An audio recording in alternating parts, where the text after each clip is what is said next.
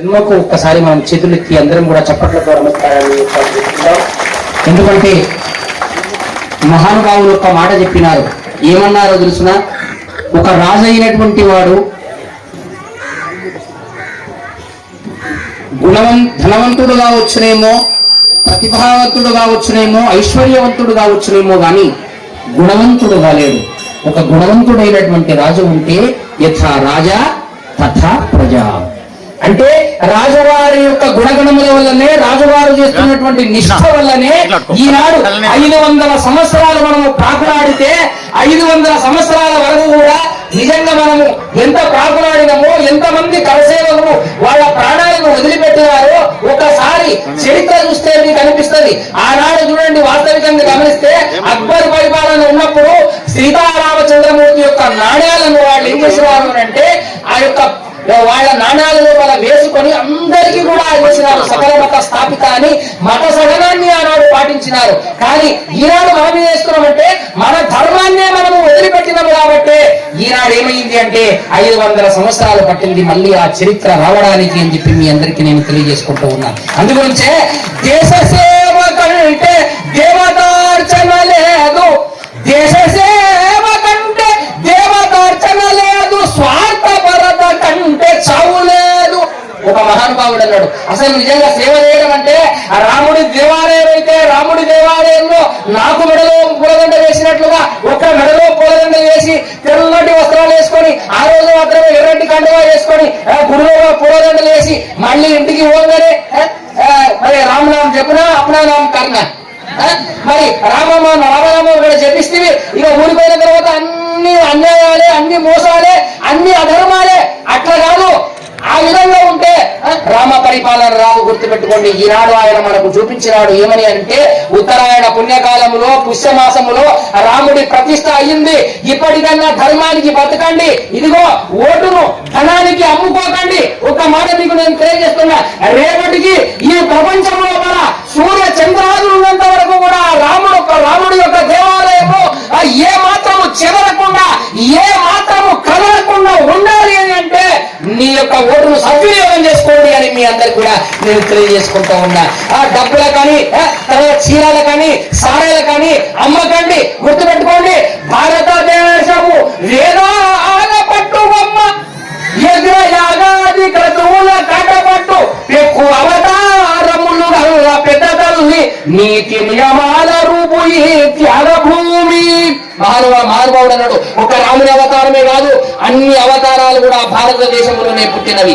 ఆనాడు దలైలామ, మీకు తెలుసు కదా, దలైలామ అనేటటువంటి ఆయన మన భారతదేశానికి వచ్చినప్పుడు ఏమైందో తెలుసునా? భారతదేశానికి విమానములో నుండి భారతదేశము పొలిమేరలకు వచ్చినప్పుడు దలైలామ విమానము దిగగానే కాలు పెట్టమంటే కాలు పెట్టలేదు. ఒకసారి చెప్పట్లు కొట్టండి ఆయన కొరకు. నిజంగా చెప్పాలంటే ఆయన వేరే మతము, మన మతము కాదు, మన జాతి కాదు, ఏమి కాదు. దలైలామ విమానం ఎక్కి మన భారతదేశము గడ్డ పైన కాలు పెట్టకుండా ఏం చేసి ఉండో తెలుసునా? నెత్తి పెట్టి దిగండు, సాష్టాంగ నమస్కారం చేసిండే భారత గడ్డకు. ఎంత గొప్ప మాటనో మీరు ఆలోచన చేసుకోండి. అప్పుడు అడిగినారు అందరూ కూడా, ఏమయ్యా భారతదేశానికి సాష్టాంగ నమస్కారం చేసిన ఈ గడ్డకు అంటే ఈ గడ్డ ఎటువంటిది అని అంటే 10 అవతారాలు కాదు, అమ్మవారి అనేకమైనటువంటి అవతారాలు, 12 జ్యోతిర్లింగాలు, 30 దేవతలు, అంతకు మించి ఒక రామకృష్ణ పరమహంస, ఒక రమణ మహర్షి, యోగులు ఋషులు పుట్టినటువంటి భూమి. కాబట్టి ఈ భూమికి నేను రావడం వలన నా జన్మ పవిత్రమైంది. కాబట్టి నా పాదాలు పెట్టాను, శిరస్సుతో నేను నమస్కారం చేస్తానని అన్నాడు ఆ మహానుభావుడు. జీవితం అంటే గట్టి ఉండాలి. అరే ఈ దేశంలో పుట్టినవు, బొట్టు పెట్టుకోవడానికి సింగారం లేదు నీకు. బొట్టు పెట్టుకోవాలంటే నీకు ఏమాత్రము ఏమున్నది అంటే సిగ్గున్నది. అసలు గాజులు వేసుకోవాలంటే సిగ్గున్నది. అసలు కాళ్ళకు గజ్జలు వేసుకోవాలంటే సిగ్గున్నది. దేశాన్ని మీరేం ప్రేమిస్తారో మీరు ఒకసారి ఆలోచన చేసుకోండి. అందుగురించే దేశము కొరకు తన యొక్క జాతిని, తన జాతి ఉద్ధరణ కొరకు ఎందరెందరో మహానుభావులు జీవితాలను వాళ్ళు ఏం చేసుకున్నారు అని అంటే ప్రాణత్యాగం చేసుకున్నారు. వాళ్ళ కొరకు ఒకసారి చప్పట్లు కొట్టండి ఈ సుదినం లోపల. ఒక మహానుభావుడు మొన్న అన్నాడు, ఆయన ఎవరు ఆదిత్య లేవరాదు అన్నాడు. ఇది ఒక దేవాలయం కట్టడము, ఇది ప్రారంభోత్సవము, ఇది ఒక నాంది, ఒక జ్యోతి వెలిగింది. సాయంత్రం పూట మీరు ఇంట్లో లోపల మీరు ఎన్ని జ్యోతులు వెలిగించాలి? 21 జ్యోతులు వెలిగించండి. ఎన్ని జ్యోతులు? 21 జ్యోతులు, ఆయన 5 జ్యోతులు అని అన్నాడు, ఇంకో ఆయన 11 అన్నాడు, నేను 21 అని చెప్తున్నా. 21 జ్యోతులు వెలిగించండి. అన్ని దిక్కులలో అన్ని రూపాలలో పరమాత్ముడు అనేటటువంటి వాడు ఉన్నాడు.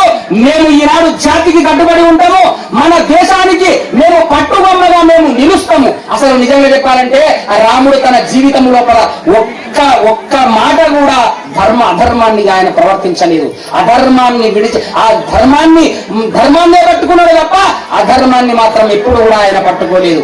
చెబుతూ నేను మధ్యలో వచ్చా, ఆ మహానుభావుడు టెంకాయ కొడుతుంటే మనం అందరం కూడా నమస్కరణ చేసినాము. కాబట్టి ఓం నమో నారాయణాయ అంటే ఏందమ్మా 8 అక్షరాలు. ఇది కూడా మన పిల్లలకు చేత కాదు అని అంటే అప్పుడు పార్వతి అడిగింది, ఇంకా కొద్దిగా నామాలను తగ్గించు అన్నది, అక్షరాలను తగ్గించు అంటే అప్పుడు పార్వతి అడిగితే అప్పుడు శివుడు అన్నాడు, నీ పిల్లల పట్ల నీకు ఇంత ప్రేమ అనగానే నీ పిల్లలు ఇంత ప్రేమ, నీ భూలోకంలో ఉన్న పిల్లల పైన ఇంత ప్రేమనా అని చెప్పి ఓం నమః శివాయ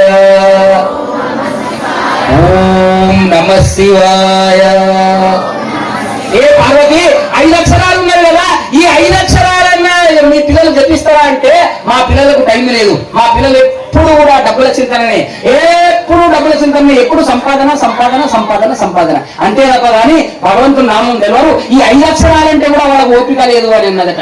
చూడండి అమ్మవారు ఎంత గొప్ప తల్లి నిజంగా. అందుగురించే దుర్మార్గుడైన పుత్రుడున్నా కూడా అందరూ దుర్మార్గుడు అని అంటారు, కానీ తల్లి మాత్రం ఏం చేస్తుందో తెలిసినా దుర్మార్గుడైనటువంటి ఆ యొక్క పిల్లవాడికి కూడా భోజనం పెట్టి, అరే మంచిగా రా, ఈ రోజు రామప్రతిష్ఠ జరుగుతున్నది, కనీసం ఊరంతా తిరిగిరారా కానీ తాగకుండా రారా అని చెప్పి మెల్లగా చెప్తుందా అని చప్పట్లు కొట్టండి ఆనందంగా. అట్లా చెప్పగలిగినటువంటి తల్లి మన భారత మాత. అందుగురించే భారతీ ఎవరో భారత్ మాతాకి, అటువంటి భారతదేశంలో మనము పుట్టినాం. అయితే ఆ 5 అక్షరాలు కూడా మాకు చేతగాదు అని అంటే అప్పుడు ఏం చేసినారట, ఓం నమో నారాయణాయ. శివుడు ఏం చేసినాడు, అందులో ఉన్న రా అనే అక్షరాన్ని తీసినాడు. చూడండి, ఓం నమో నారాయణాయ, రా తీసేస్తే ఏమైతుంది, ఓం నమో నారాయణాయ అంటే నారాయణుడు లేదు అని అర్థం. రా అనేది అందులో ఉన్న మూల బీజాక్షరం, రా తీసుకున్నది, రా పక్కకు తీసుకున్నాడు. తర్వాత ఓం నమః శివాయ. నమః శివాయ అనేటువంటి దాంట్లో మూల బీజాక్షరం మా ఏందమ్మా మా. ఈ మా అనే అక్షరాన్ని తీసుకున్నారు, ఈ 2 అక్షరాలు కలిపినాడు పరమేశ్వరుడు. ఎంత విచిత్రమో మీరు చూడండి. ఏమైతుంది చెప్పండి ఇప్పుడు, రామ. అప్పుడు పార్వతి అన్నదట, ఈ 2 అక్షరాలు అయితే కలుపుతారు మా వాళ్ళు, ఈ 2 అక్షరాలు అయితే ఇక పలుకుతారు అని చెప్పి శ్రీరామ రామ రామే రమే రామే మనోరమే సహస్రనామ తత్తుల్యం రామనామవరాననే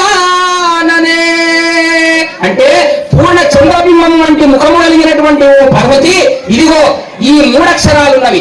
రామ అని అనగానే ఇక అమ్మవారు ఊరుకుంటారమ్మా. భర్త వెళుతున్నది అని అంటే భార్య ఎట్లా ఉండదు. ఆనాడు నిజంగా చూడండి, ఆలోచన చేయండి మీరు.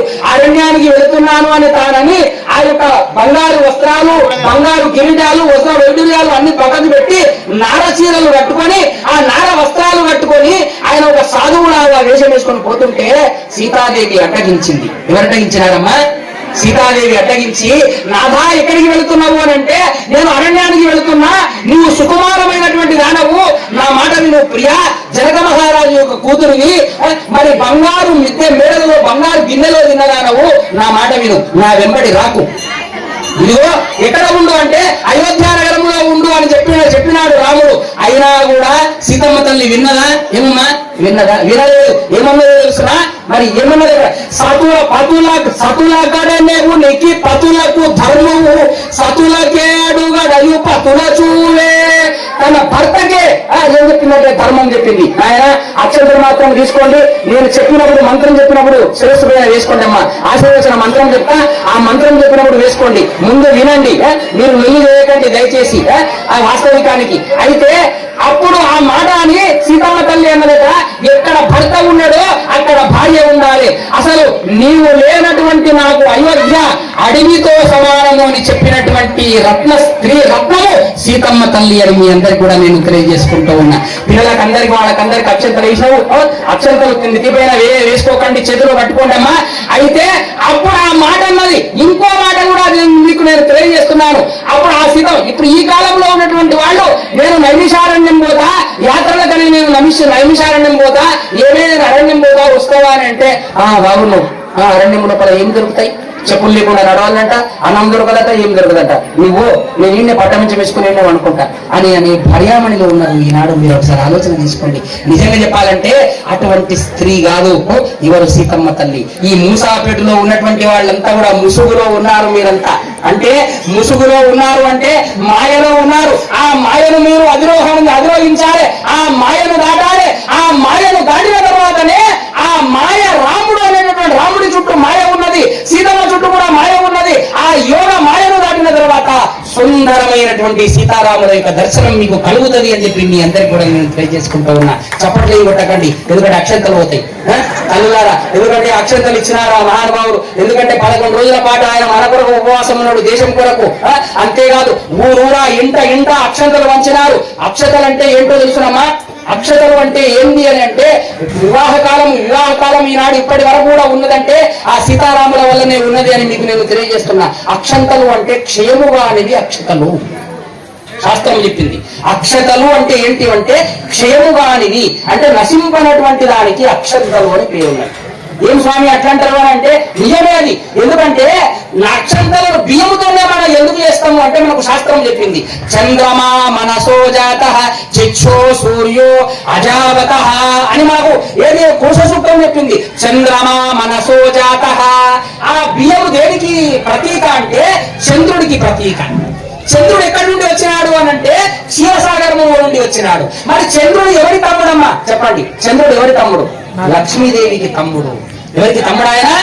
లక్ష్మీదేవికి తమ్ముడు. అంటే లక్ష్మీ తమ్ముడు చంద్రుడు ఎక్కడ ఉంటాడో అక్కడ లక్ష్మీదేవి ఉంటది. అంటే ఇప్పుడు అక్షంతర బియ్యం లోపల ఎవరు ఉన్నారు అంటే చంద్రుడు ఉన్నాడు. నీవు భార్యాభర్తలకు ఇద్దరికి కొట్లాటలు ఉన్నాయా?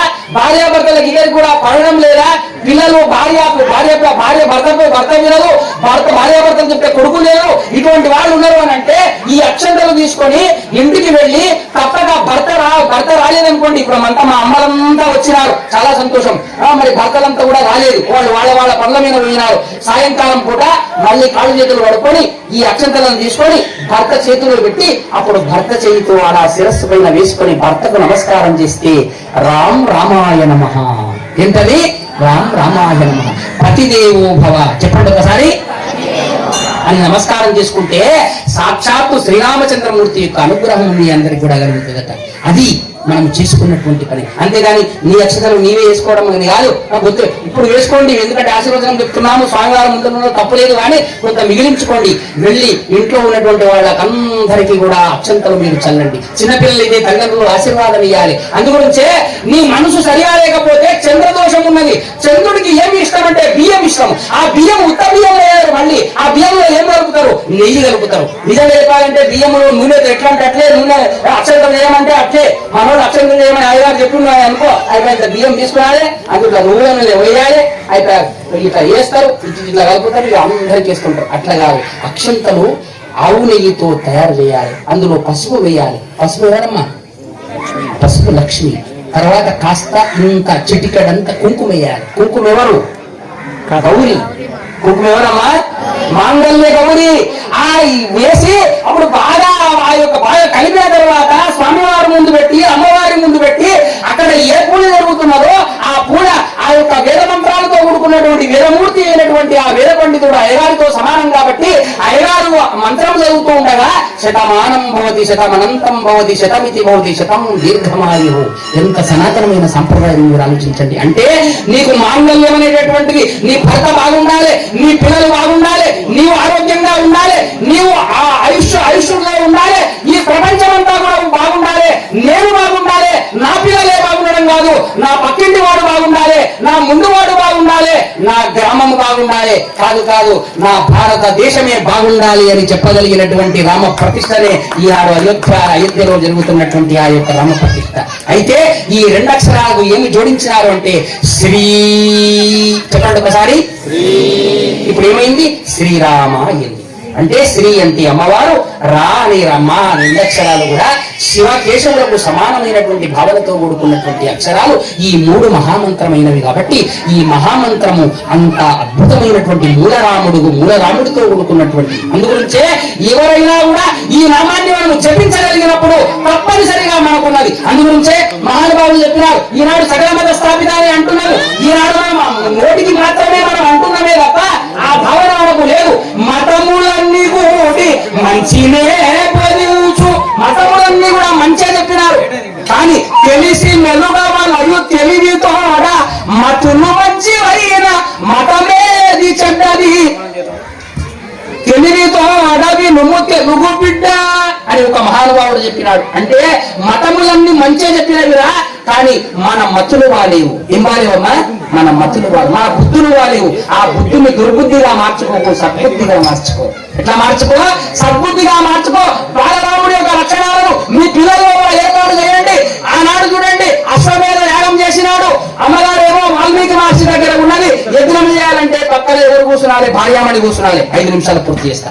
అయితే యజ్ఞం జరగాలంటే ఏం చేయాలి? పక్క భార్యామణి కూర్చున్నాలి. భార్యామణి కూర్చుంటేనే యజ్ఞం ఏమవుతుంది? పరిసమాప్తి అవుతుంది. అక్కడ భార్య ఎక్కడున్నది? భార్య వాల్మీకి మహర్షి ఆశ్రమంలో ఉన్నది. అప్పుడు వేద పండితులంతా కూడా పిలుచుకొని వచ్చినాడు. వాళ్ళు అడిగినాడు, ఏమైనా పరిహారం ఉన్నదా అని అడిగితే అప్పుడు వేద పండితులంతా చెప్పినారు. ఏమన్నారో తెలుసునా? ఏ రామచంద్ర, ఒక్క నియమం ఉన్నది. ఏమా నియమం అంటే, బంగారుతో కూడుకున్నటువంటి సీతమ్మ విగ్రహాన్ని ఎడవ పక్కకు పెట్టుకొని నీవు యజ్ఞంలో కూర్చుంటే ఆ యజ్ఞము ఫలితం ఇస్తుంది. తప్పక సీతమ్మ తల్లి కూడా వస్తుంది.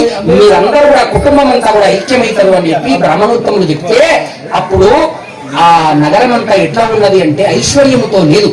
అప్పుడు ఎట్లా ఉన్నది నగరం అంటే ఐశ్వర్యంతో లేదు. అప్పుడే వచ్చినాడు, 2-3 సంవత్సరాలు అయింది. ఆయన వచ్చే 10 సంవత్సరాలు అయింది అంతే, అంతకంటే ఎక్కువ లేదు. అప్పుడు ఏం జరిగిందో తెలుసునా? బంగారు విగ్రహం, అమ్మారు విగ్రహం కావాలంటే బంగారు లేదు, అంత బంగారు అయోధ్య నగరము. అప్పుడు ఆయన ఏం చేసినాడంటే బాణాన్ని ఎక్కుపెట్టినాడు. వీరుడనని ప్రకటించడానికి బాణాన్ని ఎక్కుపెట్టి అప్పుడు ఏం చేసినాడు తెలుసునా? ప్రపంచమంతా కూడా పర్యటన చేసి జై శ్రీరామ్, జై జై శ్రీరామ్ ఒక్కసారి బాణాన్ని మోగించే వరకు ఆ రాజ్యంలో ఉన్నటువంటి సమస్త దేవాలయాలు, ఇండోనేషియా, బంగ్లాదేశ్, ఇప్పుడు ఇండోనేషియాలో ఉన్నటువంటి ఎంతమంది 1 కోటి మంది ఈనాడు రామనామం జపిస్తూ ఉన్నారు. జాపాన్ లో కూడా ఆ జెండా ఎగురుతూ ఉన్నది. ఆనాడు జానకీపురం నుండి మనకు ఏమొచ్చిందనంటే ఆ తల్లిగారి ఇంటి నుండి మనకు సాయం వచ్చింది. ఒకసారి చప్పట్లు కొట్టండి. అయోధ్యకు తల్లిగారి నుండి సాయం వచ్చింది. ఇంతమంది సామంతరాజులంతా కూడా ధనం పంపిస్తే ఇంకా తక్కువైతే అయోధ్య నగరంలో ఉన్న వాళ్ళు ఏం చేసినారో తెలిసిన, పసుపుతో తాడు కట్టుకొని, జీవితంలో ఎప్పుడు మర్చిపోకండి, ఇది ఉన్నదే చెప్తున్నా, మీరు కావలిస్తే మీరు రామాయణం చదవండి. పసుపుతో తాడు మెడలోపల కట్టుకొని, రామచంద్ర ఎందుకు బాధపడతాయా? సీతమ్మ తల్లి పోయినప్పుడే మేమందరం కూడా ఏడ్చినాము. ఏడవడం కాదు, మా ఆత్మలన్నీ కూడా తీసుకుపోయింది. మా భర్తలంతా కూడా ఎట్లా ఉన్నా పర్వాలేదు, ఆమె విగ్రహము కావాలి అని చెప్పి పసుపు తాడు వేసుకొని బంగారుతో కూడుకున్నటువంటి ఆ యొక్క తాళిని కూడా తీసి ఏం చేసినారంటే బంగారు సీతమ్మ విగ్రహాన్ని చేసినారు అయోధ్య నగరంలో ఉన్నటువంటి వాళ్ళంతా కూడా. ఏమి చిత్రమయ్యా! అప్పుడు ఏం జరిగిందో తెలుసునా? అప్పుడు మూలమంత్రం చదువుతూ ఉంటే అప్పుడు ఆమె భర్తను విడిచిపెట్టకుండా ఉన్నటువంటి కాంత కాబట్టి ఒక్కసారి కళ్ళు మూసుకొని సూక్ష్మ రూపంలో వచ్చి ఆ బంగారు విగ్రహం లోపల ఏమైందంటే ఆ అందులోపల వచ్చేసింది అమ్మవారు. అప్పుడు యజ్ఞం జరుగుతుంటే ఆ బంగారు విగ్రహం కదిలిందట. ఒకసారి చప్పట్లు కొట్టండి ఆనందంగా. అంటే అమ్మవారు వచ్చినారు. అయితే అప్పుడు ఏమైందో తెలుసునా? అప్పుడు దేశము సుభిక్షమైంది. 5 రోజులకే బ్రహ్మాండమైనటువంటి వర్షం కురిసింది. 4 కాలాల పాటు పంటలు పండినవి. అమ్మగారు వచ్చినారు. ఆ తర్వాత సీతమ్మ తల్లి వెంబడి లవకుశులు వచ్చినారు. లవకుశులు రాగానే ఇప్పుడు ఏం జరిగిందో, అశ్వమేధ యాగం చేయాలి. అది పరిసమాప్తి కావాలంటే వేదములో ఒక మాట ఉన్నది. ఏమున్నది తెలుసునా? 100 అశ్వమేధ యాగాలు చేస్తే ఇంద్రపదవి వస్తుంది. ఆ 100 అశ్వమేధ యాగాలు పూర్తయినవి. అప్పుడు ఆ అశ్వాన్ని ఏం చేయాలి అంటే అది బతికున్నప్పుడే దాన్ని కొయ్యాలి. ఏం చేయాలి? దాన్ని కోసి యజ్ఞానికి ఆహుతి ఇవ్వాలి. వేద పండితులందరూ కూడా చెప్పినారు. రాముడు దేవదేవుడు ఎందుకైందని చివరి మాట ఈ మాట చెప్తున్నా. జీవితంలో ఇప్పుడు మర్చిపోకండి, బంగారు స్వర్ణాక్షరాలతో రాసి పెట్టుకోండి. అప్పుడు వేద పండితులంతా కూడా, స్వామి ఇది దేశమంతా తిరిగి వచ్చింది, యజ్ఞ పరిసమాప్తి అయ్యింది, పూర్ణాహుతి అవుతున్నది. ఇప్పుడు అశ్వమేధాన్ని ఏం చేయాలంటే దాన్ని ఆ మాంసాన్ని ఖండించి ఆ రక్తముతో నా యజ్ఞంలో వేయాలి అని అంటే రామచంద్రమూర్తి ఒప్పుకోలేదు అని చెప్పి సభాముఖంగా మీ అందరికి కూడా నేను తెలియజేసుకుంటున్నా. రామచంద్రమూర్తి ఏమన్నాడు? శాంతియుతమైనటువంటి దేశము భారతదేశము, సమస్త ప్రాణులను 33 కోట్ల దేవతలు మేము 33 కోట్ల దేవతలందరూ కూడా 84 లక్షల జీవరాశులను కూడా సృష్టించింది ఆ పరమాత్మనే. కానీ ఈ అశ్వాన్ని ఈ యజ్ఞానికి నేను ఆహుతి ఇవ్వను, ఏమన్నా పరిహారం ఉంటే చెప్పండి అని అంటే అప్పుడు వేదాలు వెతకంగా ఒక మాట బయలుదేరింది. ఏ మాట బయలుదేరింది అని అంటే స్వర్ణ అశ్వం. ఏమశ్వము? బంగారుతో కూడుకున్నటువంటి ఒక గుర్రాన్ని తయారు చేసి ఆ గుర్రాన్ని ఖండములుగా నరికి అప్పుడు ఏం చేయాలి తెలుసిన, దానిలో ఉన్నటువంటి ఆ యొక్క ఈ ఉదయ స్థానంలో ఉన్నటువంటి కొంత భాగాన్ని యజ్ఞంలో వేస్తే యజ్ఞ పరిసమాప్తి అది, మిగతా భాగాన్ని ఇంకా పంచిపెట్టమని చెప్పినాడు. అలాగే చేసి యజ్ఞాన్ని పరిసమాప్తం చేసినటువంటి శాంతమూర్తి మర్యాద పురుషోత్తముడు శ్రీరామచంద్రుడు అని చెప్పి తెలియజేస్తున్నా. ఏ రాజులు కూడా అట్లా చేయలేదు. సూర్యవంశ రాజులు అంతవరకు ఎంతో మంది ఉన్నారు. రఘు మహారాజుతో నుండి మొదలుకొని శ్రీరామచంద్రమూర్తి వరకు అశ్వమేధ యాగాలు చేసినారు. కానీ ఇతడే అహింస పరమో ధర్మ అనే ధర్మాన్ని పాటించినాడు. ఈ ధర్మాన్ని నాకు ఎవరో చెప్పలేదు. కోటిలింగేశ్వర వీరగుణగ మాణిక్యేశ్వరి మాత ఒక్కసారి చెప్పింది. అహింస గురించి చెప్పేటప్పుడు, ఆ రాముడి గురించి చెప్పేటప్పుడు ఈ యొక్క రహస్యం చెప్పింది. అమ్మ, ఆ రాముడు ఎందుకు దేవుడైనాడు అని అంటే, అశ్వాన్ని కూడా ఆయన చంపకుండా బంగారు గుర్రాన్ని తయారు చేసి దాన్ని ఖండములుగా నరికి అయోధ్యలో ఉన్నటువంటి వాళ్ళకందరూ కూడా పంచిపెట్టి ఏం చేసినాడంటే స్వర్ణ దానము చేసి ఆ మహానుభావుడు రాజరాజు అయినాడు శ్రీరామచంద్రమూర్తి. కాబట్టి మూసాపేటలో ఉన్నటువంటి వాళ్ళంతా కూడా చాలా ఆనందం అనిపించింది నాకు. ఎప్పుడో ఒకసారి దాదాపు ఒక 15 ఏళ్ల కింద అని నేను అనుకుంటా, 12 సంవత్సరాల కింద మా అన్నగారు మల్లికార్జున అన్నగారు ఇక్కడ భజన పోటీలు నిర్వహించి నేను జిల్లా పరంగా రాష్ట్ర పరంగా కూడా నేను అక్కడ పోటీలకు నేను వెళ్ళినాను. అంతకంటే మొదలు అప్పుడు ఒక న్యాయ నిర్ణేతగా నన్ను ఇక్కడికి తీసుకురావడం జరిగింది. ఆనాడు ఒక బ్రహ్మాండమైన సభ జరిగింది. అందులో నేను ఇంత ఆనందంగా చెప్పడానికి సమయం లేకుండా ఉండింది. ఆనాడు ఒక 40 నిమిషాలు 40 నిమిషాల పాటు నేను చెప్పాను నేను సనాతన ధర్మం గురించి. ఈ రోజు నాకు భాగ్యం, ఈ రోజు నాకు హైదరాబాద్ లో ఉండింది కార్యక్రమం. కానీ మా మల్లికార్జున అన్నాడు, అట్లా కాదే, తప్పనిసరిగా నీవు రావాలి. చాలా సంవత్సరాల ఇది పిలవాలని మేము అనుకున్నాము, కానీ అది కుదరలేదు.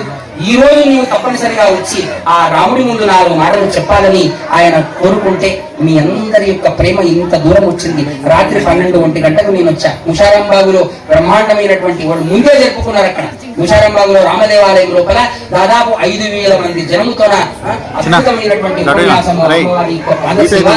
రాముడి యొక్క సేవ అప్పుడే చేసినారు. ఎందుకంటే ప్రతిరోజు కూడా అందరూ ఒకటేసారి చేయాలంటే కుదరదు కదా. చేయొచ్చునేమో కానీ ఉపన్యాసంలో వెళ్ళాలంటే నాకేమి 4 చేతులు 4 నోరులేమి లేవు కదా అమ్మవారి తరఫున, అమ్మవారి యొక్క ఆశీర్వాదంతో. కాబట్టి మన కొరకు వాళ్ళు అక్కడ ఏర్పాటు చేస్తే ఆ కార్యక్రమం చేసుకుని రాత్రి 1 గంటకు వచ్చి అతి తొందరగా ఉదయాన్నే ఇంటి లోపల మళ్ళీ దీపాలు వెలిగించి మీ అందరి ప్రేమానురాగాల వల్ల ఇక్కడికి నేను రాగలిగాను అని చెప్పి మీ అందరికీ కూడా నేను తెలియజేస్తూ, ఇంటింటా కూడా రామజ్యోతి వెలగాలి, ఇంటింటా కూడా ఆత్మజ్యోతి వెలగాలి, ఇంటింటా కూడా అహింసా జ్యోతి వెలగాలి. చప్పట్లు కొట్టండి ఆనందంగా. అహింసా జ్యోతి వెలగాలి. నీవు రాముడి గుణాలు రావాలంటే గుర్తుపెట్టుకో, రాముడి ధర్మాలు నీకు రావాలని అంటే అన్నం తథా మనః మనకు వేదం చెప్పింది, భగవద్గీత చెప్పింది. ఏ పదార్థములు నువ్వు తినగలిగేదో ఆ పదార్థములకు సంబంధించినటువంటి వాసనలు మన శరీరంలో ఉంటాయి. గుర్తుపెట్టుకోవాలి. అన్ని 4 కూడా మాంసం తినేటువంటి ఎట్లా తెలిసిన ఏం బుద్ధ వలసదా అనేది అంటే నోటి నుండి వచ్చేటవన్నీ సంస్కృతం మాటలే. గుర్తుపెట్టుకోండి. మన నాలుగనే ఎట్లుంటది మీరు ఆలోచన చేయండి. అందు గురించి ఏ పదార్థములు తినగలిగేవో ఆ పదార్థములకు సంబంధించినటువంటి ఆ యొక్క వాసనలే వస్తాయి. మీరు గుర్తుపెట్టుకోండి. శాస్త్రం అదే చెప్పింది. ఇప్పుడు 72,000 నరాలు ఉన్నవి, 33 కోట్ల రోగాలు ఉన్నవి, అస్థి ఉన్నది, మజ్జ ఉన్నది, 7 ధాతువులు ఉన్నవి. నీవు తీసుకున్నటువంటి పదార్థము అస్థిగా, మజ్జగా, ఎముకలుగా, రక్తముగా మారిన తర్వాత 3వ వంతు బుద్ధిగా మారుతుందట. ఎట్లా మారుతుందట? 3వ వంతు బుద్ధిలోకి పోతుందట. మరి ఆ బుద్ధి దుర్బుద్ధి ఎందుకు వస్తున్నదంటే మనం తినగలిగినటువంటి పదార్థాల వల్ల మనకు దుర్బుద్ధి వచ్చింది. అయోధ్య నగరంలో ఉన్నటువంటి వాళ్ళంతా ఎందుకంత జ్ఞానవంతులు అయినారు. వాళ్ళంతా వాళ్ళు ఎందుకు అయినారు అని అంటే ఒక్క అధర్మం కూడా అక్కడ లేదు. అక్కడ 4 భాగాల ధర్మమే ఉన్నది. కాబట్టి ఆనాడు పరిపాలన చేసినాడు ఆ మహానుభావుడు. మనం కూడా రాముడంతటి వీరులము కావాలి, ఆంజనేయుడంతటి వీరాది వీరులము కానీ మన దేశాన్ని మనం రక్షించుకున్నాలి, కరసేవకులము మనం కావాలి. అంతే తప్ప కానీ ఏదో నేను ఇంట్లో ఉంటా నేను ఈ కార్యక్రమం చేస్తాను, నేను ఇంట్లో ఉంటాను కాదు. మా మూసాపేటలో ఉన్నటువంటి యువకులందరినీ చూసి యువకులందరి కూడా గురించి ఒకసారి చెప్పడం ఒకటి ఆనందంగా ఏం కొట్టలేదా మా యువకులందరినీ చూసి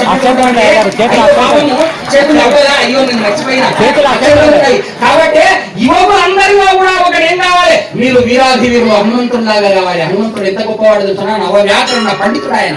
9 వ్యాకరణాలు ఆయన చేతిలో ఉన్నాయి, కానీ ఎప్పుడు రాముడి ముందర అయిపో ఉంటాడు ఆయన. ఏనాడు కూడా నారాయణుడి దగ్గర ఇట్లానే ఉన్నాడు తప్ప ఇట్లా ఉండడమే కాదు. గుర్తుపెట్టుకోండి, ఆ ఆంజనేయ స్వామి అంతా చేసింది ఆయననే, కానీ ఎప్పుడో ఒక మూలకు ఇట్లా ఉండిపోతాడు ఆయన మహానుభావుడు. ఆయనకు గర్వము లేదు, ఎప్పుడు వినయమే విధేయతని. అంతటి బలవంతుడు ఈ ప్రపంచంలో ఎక్కడ లేడు. యువకులు కూడా అట్లా ఆంజనేయుడు లాగా తయారు కావాలి. ఆంజనేయుడు లాంటి ఆ బుద్ధి బలం యశోధైర్యం నిర్భయత్వం అరోగతాం అజాడ్యం వాక్పటుపంచ హనుమతు స్మరణ భవేత్. ఈ 6 గుణాలు కలిగితే షడ్గుణైశ్వర్య సంపన్నుడు అవుతావు. ఆయన అసలు నిజంగా చెప్పాలంటే ఆంజనేయుడు అంతటి దాసుడు లేడు, రాముడు అంతటి దైవం లేదు అని చెప్పి మనకు రామాయణం చెప్పింది. అసలు నీవు కావాలంటే ఆంజనేయుడు కావాలి. అయితే ఏమైతుంది, ఆంజనేయుడు హృదయం లోపలనే సీతారాములు ప్రతిష్ఠితమై ఉంటారు. ఈరోజు నా ఎంత ఎవరున్నారు? జై హనుమాన్. రాగానే అక్కడ పదాలు, ఆ పదాలను నేను నమస్కారం తీసుకున్నాను. వా వీరాజి వీరుడు నా శరీరంలో ఆవేశమైంది. అట్లా అట్లా రావాలి. కాబట్టి ప్రతి శనివారము, ప్రతి సోమవారము, అన్ని వారాలు కూడా పరమాత్మని నమ్ముకోవాలని ఉన్నది మన సాంప్రదాయము. కానీ అది మనము విడిచిపెట్టినాము. కాబట్టి ఈనాడు మా యువకులకంతా కూడా నేను అదే చెప్తున్నా, అదే చేస్తున్నా, అదే చేయండి, అలాగనే ఉండండి, ఆ ధర్మాన్ని మీరు పాటించండి అని మీ అందరికి కూడా నేను తెలియజేస్తూ ఒక్క శ్లోకాన్ని మీ అందరి ముందు మీకు చెప్పి ఈ అక్షంతలను మీరందరూ కూడా వేసుకోవాల్సిందిగా మీ అందరికి కూడా నేను తెలియజేస్తున్నా. చెప్పండి. ఓం శ్రీం రామ్ రామాయ నమః. త్వమేవ మాతా. చెప్పండి. త్వమేవ మాతా పితా త్వమేవ త్వమేవ బంధుక్ష త్వమేవ బంధుక్ష సఖా త్వమేవ సఖా త్వమేవ త్వమేవ విద్యా త్వమేవ విద్యా ద్రవిణం త్వమేవ ద్రవిణం త్వమేవ త్వమేవ సర్వం త్వమేవ సర్వం మమ దేవ దేవ మమ దేవ దేవ. సర్వే జనా సుఖినో భవంతు, సర్వే జనా సుఖినో భవంతు, సమస్త మంగళాని భవంతు, విశ్వస్య విజయోస్తు, అధర్మ నాశోస్తు, ఓం హింసా నాశోస్తు, అహింస ధర్మ ప్రయుద్ధిరస్తు. సీతారామచంద్రమూర్తి సంపూర్ణ అనుగ్రహ ఆశీర్వాద ప్రాప్తి సిద్ధిరస్తు. శతమానం భవతి శతమనంతం భవతి శతమితి భవతి శతం దీర్ఘమాయుః. అశ్వదాయి చ గోదాయి ధనదాయి మహాధనే ధనం మే శతాం దేవీం సర్వకామార్థసిద్ధే